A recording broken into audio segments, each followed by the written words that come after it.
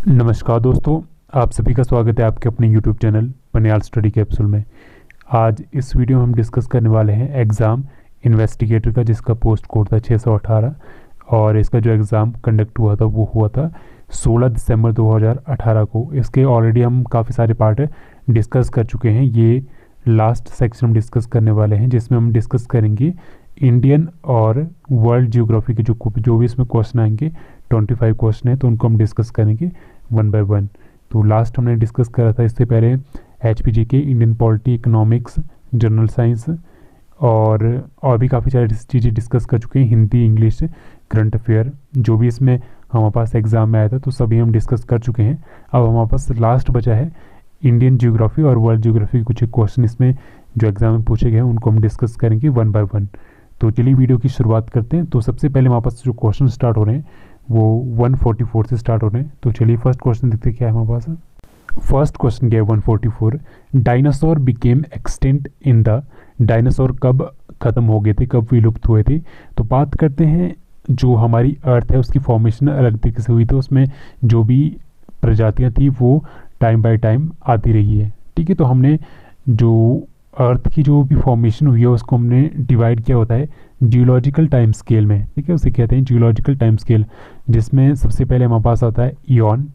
ठीक है, उसके बाद हमने उसको फर्दर डिवाइड किया है एरा में और उसके बाद फर्दर डिवाइड किया उसको पीरियड में। ठीक है, तो उसी में हमारे पास पीरियड्स अलग अलग तरह के आते हैं, जिसमें हमें अलग अलग तरह की प्रजातियाँ देखने को मिलती है।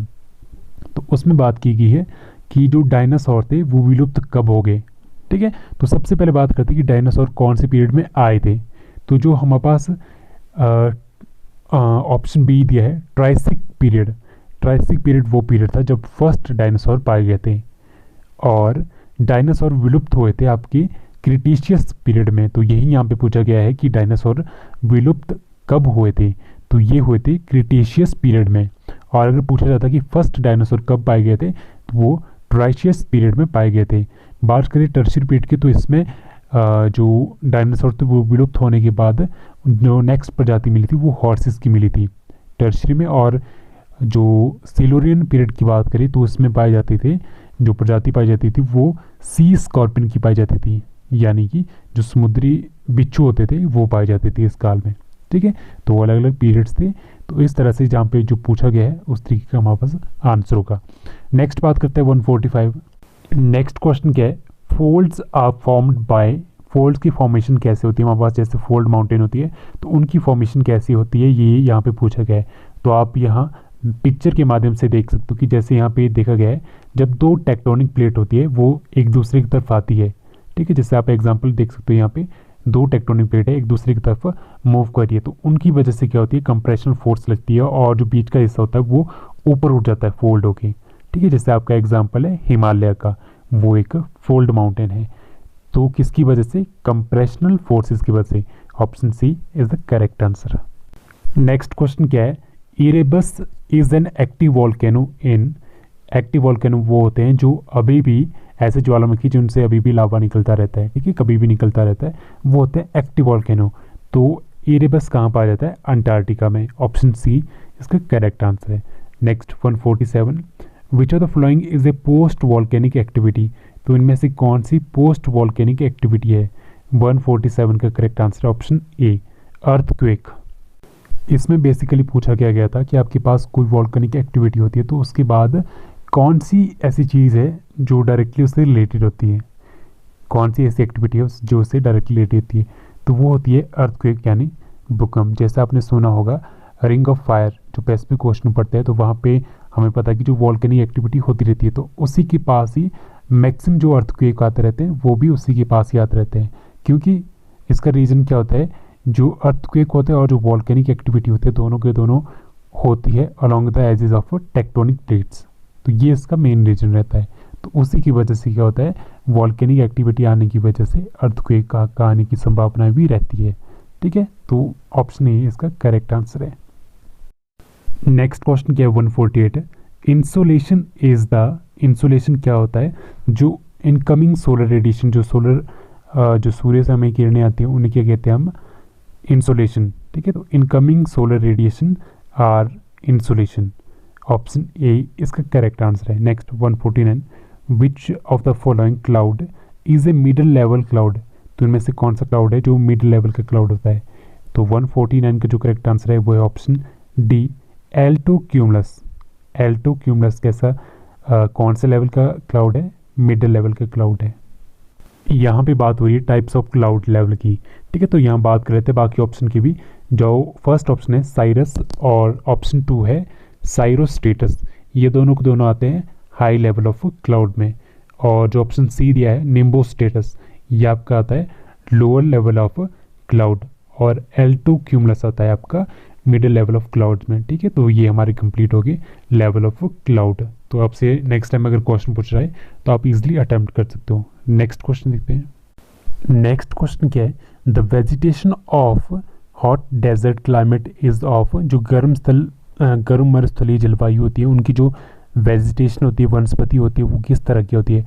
तो वो होती है जेरोफाइटिक टाइप, ठीक है। जेरोफाइटिक वो वेजिटेशन या वो वनस्पति होती है जिन्हें कम से कम पानी की जरूरत पड़ती है खुद को सर्वाइव करने के लिए, खुद को जिंदा रखने के लिए, ठीक है।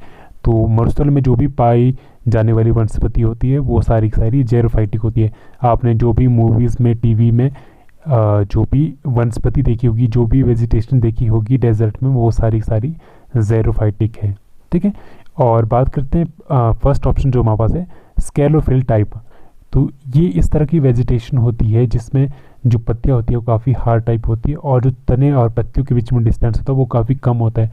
और जो उनकी पत्तियाँ होती है वो उनकी जो डायरेक्शन होती है वो सनलाइट की तरफ ही रहती है, ठीक है। और डेंस टाइप का आपको पता है कि काफ़ी घनी टाइप की जो वेजिटेशन होती है, ठीक है। नेक्स्ट बात करते हैं 151। क्वेश्चन क्या है? The Arabian Sea is connected to the Persian Gulf by the, तो कौन सा स्टेट कनेक्ट करता है अरब सागर को फारस की खाड़ी के साथ? तो 151 का जो करेक्ट आंसर है वो है ऑप्शन बी, हॉर्मुज स्ट्रेट। तो हॉर्मुज जो स्ट्रेट है, स्ट्रेट क्या होता है? मान लो एक सी है, बड़ा जैसा सी है, दूसरी साइड एक और बड़ा जैसा सी है, तो उन दोनों को जो कनेक्ट करता है, ठीक है, उसको बोलते हैं स्ट्रेट। तो ये भी पानी ही होता है, ठीक है। ऐसा नहीं है कि ज़मीन का टुकड़ा होता है, ये भी पानी ही होता है, बट ये क्या होता है? छोटा सा पोर्शन होता है, छोटा सा पोर्शन होता है सी का, तो उसे क्या कहते हैं? स्ट्रेट। तो अरेबियन सी को कनेक्ट करता है पर्शियन गल्फ के साथ हॉर्मुज स्ट्रेट। बात करते हैं बाकी ऑप्शन की। स्ट्रेट ऑफ बाबिल मंदेब, तो बाबिल मंदेब ये कनेक्ट करता है रेड सी को गल्फ ऑफ एडन के साथ, काफ़ी इंपॉर्टेंट है, मोस्ट इंपॉर्टेंट। नेक्स्ट बात करते हैं straight of मैसीना। Straight of मैसीना connect करता है तारीरियन सी को आयनियन सी के साथ, ठीक है। तो ये भी काफ़ी इंपॉर्टेंट है और ये विद इन है सेंट्रल मेडिटेरियन के अंदर ही है, ठीक है। तो काफ़ी इंपॉर्टेंट है। इसमें जो ऑप्शन ए है वो काफ़ी इंपॉर्टेंट है। तो इसका जो आंसर था वो तो ऑप्शन बी था, बट ऑप्शन ए जो दिया है वो काफ़ी इंपॉर्टेंट है, एग्जाम में काफ़ी बार पूछा जाता है। नेक्स्ट 152 क्या है? The elements required by the plant in large quantity is called, कुछ ऐसे एलिमेंट होती है जिनकी जो लार्ज क्वांटिटी में रिक्वायरमेंट होती है प्लांट्स को, ठीक है, ताकि उनकी जो फिजिकल ग्रोथ है बॉडी की वो अच्छे से हो सके, तो उन्हें क्या कहते हैं? Macro elements. मैक्रो एलिमेंट जिनके एग्जांपल आप लिख सकते हो nitrogen, phosphorus, potassium, calcium, sulphur, magnesium, carbon, oxygen, hydrogen, ठीक है। ये आते हैं मैक्रो एलिमेंट्स जिनकी जरूरत होती है लार्ज क्वांटिटी में, ठीक है। अब कुछ एक ऐसे होते हैं जो स्मॉल क्वांटिटी में चाहिए होते हैं, उन्हें कहते हैं माइक्रो एलिमेंट, जैसे आयरन, बोरोन, क्लोरीन, मैग्नीज और जिंक, कॉपर, निकल, ठीक है। और ट्रेस एलिमेंट भी आपके ऐसे होते हैं जो लो अमाउंट में चाहिए होते हैं, ठीक है। इनके एग्जांपल भी यही होते हैं, जिंक, कॉपर, मैग्नीज, ये इसके एग्जांपल रहते हैं। नेक्स्ट क्वेश्चन देखते हैं। Bhopal gas tragedy was caused due to the leakage of, कौन सी गैस की लीकेज की वजह से ये ट्रेजेडी हुई थी? तो ये हुई थी मिथाइल आइसोसाइनाइड गैस की वजह से। और कई बार डेट भी पूछी जाती है, तो ये हुआ था दिसंबर 1984 में, और कंपनी का नाम था union carbide India limited, pesticide company थी। और काफ़ी भयानक दृश्य था जब ये हुआ था, तो काफ़ी भयानक इंडस्ट्रियल डिजास्टर माना जाता है इसको भी, ठीक है। तो चलिए नेक्स्ट क्वेश्चन देखते हैं हमारे पास। नेक्स्ट क्वेश्चन क्या है इससे related? The highest urban density is found in, urban density की बात की है, सबसे हाईएस्ट कहाँ पे है? सिंगापुर में। Option C is the correct answer. और कमेंट बॉक्स में कमेंट करके बताइए कौन सी सिटी, ठीक है। ये बात की है कंट्री की, कंट्री सिंगापुर है। सिटी बताइए कि सिटी सबसे ज़्यादा डेंस कौन है 2018 में। ठीक है, नेक्स्ट क्वेश्चन देखते हैं। नेक्स्ट क्वेश्चन क्या है 155, सिल्वास सिल्वास क्या है? तो ऑप्शन बी इसका करेक्ट आंसर है equatorial rain forest of Brazil. Brazil की जो भूमध्य वर्षा वन है उन्हें कहते हैं सिल्वास। आई होप आपको यहाँ दिख रहा होगा, थोड़ी क्लियरिटी की प्रॉब्लम है तो उसके लिए I am sorry. Next 156, subsistence agriculture is most prevalent in. Subsistence agriculture वो एग्रीकल्चर होती है जिसमें क्या होता है, फार्मर जो फसल उगाते हैं और उस फसल को इसलिए उगाते हैं ताकि वो खुद का और खुद की फैमिली का गुजारा कर सके उससे। ठीक है, उसको बेचने के लिए नहीं उगाते बट खुद के गुजारे के लिए उसको उगाते हैं, खुद के और खुद की फैमिली के लिए। तो ये कहाँ मोस्टली पाई जाती है? 156 का correct answer option C, south east Asia और ईस्ट एशिया, यानी both A and B is the correct answer. Next question क्या है, which of the following is not an ore of copper. Ore क्या होता है? जिसे आप कह सकते हैं कच्ची धातु, यानी कोई पत्थर या मिट्टी के रूप में होती है जिससे हम धातु निकालते हैं। ठीक है, तो वो ओर होता है। तो इनमें से कॉपर का ओर कौन सा नहीं है? ऑप्शन डी इसका करेक्ट आंसर है, ये सारे के सारे कॉपर की ओर है। ठीक है, क्यूप्राइट, मेलेकाइट और कैक्रोसाइट। ठीक है, ये सारे के सारे कॉपर की ओर है। ठीक है, तो ऑप्शन डी इसका करेक्ट आंसर है 157 का D. Next 158, which one of the following is not a member of EFTA. तो इनमें से कौन सा इफ्टा के मेंबर नहीं है? 158 का जो करेक्ट आंसर है वो है ऑप्शन ए, यूनाइटेड किंगडम। इफ्टा की फुल फॉर्म क्या है? यूरोपियन फ्री ट्रेड एसोसिएशन, जो फाउंड की गई थी 1960 में। तो यूनाइटेड किंगडम इसका मेंबर नहीं, बाकी ऑस्ट्रिया, नॉर्वे और पोर्टुगल इसके मेंबर है। Next 159, which of the following is associated with New York. तो इनमें से न्यूयॉर्क के साथ कौन से एसोसिएटेड है, यानी कौन सी चीज़ वहाँ पे है। ठीक है, नेक्स्ट 159 का जो करेक्ट आंसर है वो option B, Statue of Liberty. तो स्टैच्यू ऑफ लिबर्टी कहाँ पे है? न्यूयॉर्क में। Next 160, Indonesia is the world largest producer of. Indonesia में सबसे ज़्यादा किस चीज़ की प्रोडक्शन होती है? 160 का जो करेक्ट आंसर है वो ऑप्शन सी, सिनकोना ट्री। बात करें सिनकोना की, तो सिनकोना काफ़ी यूज़फुल होती है। इसकी जो छाल होती है उसका यूज़ किया जाता है दवाई बनाने के लिए, मेडिसिन बनाने के लिए, और इससे एक काफ़ी इंपॉर्टेंट मेडिसिन बनती है Q9, जिसका यूज़ करते हैं हम मलेरिया ठीक करने के लिए। ठीक है, तो काफ़ी इंपॉर्टेंट है, इसीलिए एग्जाम में पूछा गया था। नेक्स्ट हमारे पास 161, Dhupgarh is the highest point of. I think इसका जो यहाँ जो क्वेश्चन होना था वो होना था धूपगढ़। ठीक है, क्योंकि यहाँ जो करेक्ट आंसर एक्चुअली दिया वो ऑप्शन सी दिया है, बट ऑप्शन सी जो अरावली रेंज है उसकी जो हाईएस्ट पीक है, हाईएस्ट पॉइंट है, वो है आपका गुरु शिखर। ठीक है, बट यहाँ पे धूपगढ़ दिया है तो धूपगढ़ कोई पॉइंट है नहीं, धूपगढ़ है जो सतपुरा रेंज का हाईएस्ट पॉइंट है। ठीक है, जो महादेव हिल्स में पड़ता है और सतपुरा रेंज के अंडर आता है। अगर बात करें अरावली की, तो अरावली का जो हाईएस्ट पॉइंट है वो पड़ता है गुरु शिखर, जिसकी हाइट है 1722 मीटर, और धूपगढ़ की हाइट है 1352 मीटर। और अगर बात करें विंध्या रेंज की, तो विंध्या रेंज की जो हाईएस्ट पॉइंट है वो है कलुमर, या उसे सद्भावना पीक के नाम से भी जाना जाता है। ठीक है, 752 मीटर जिसकी हाइट है। तो यहाँ जो क्वेश्चन होना था वो होना था Dhupgarh is the highest point of, तो उसका आंसर होना था सतपुरा रेंज, ऑप्शन बी। ठीक है, जो महादेव हिल्स में पाई जाती है। नेक्स्ट 162, नेक्स्ट क्वेश्चन क्या है, the Marble Fall are located on which river. तो मार्बल फॉल कौन सी रिवर पड़ता है? नर्मदा रिवर पे, जो निकलती है अमरकंटक से। ठीक है, तो ऑप्शन सी इसका करेक्ट आंसर है, और जाके गिरती है अरब की खाड़ी में।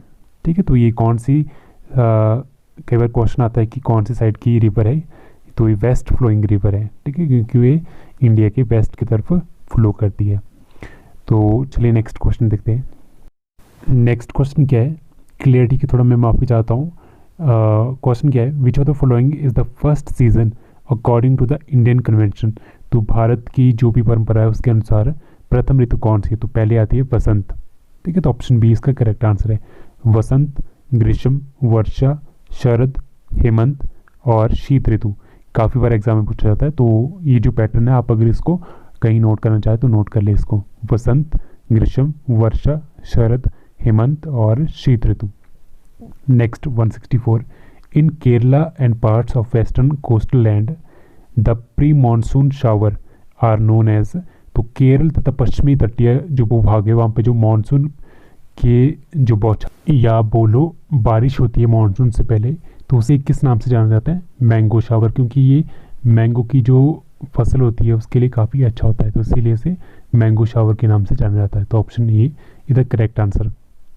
Next 165, which of the following soil area are regarded as negative lands.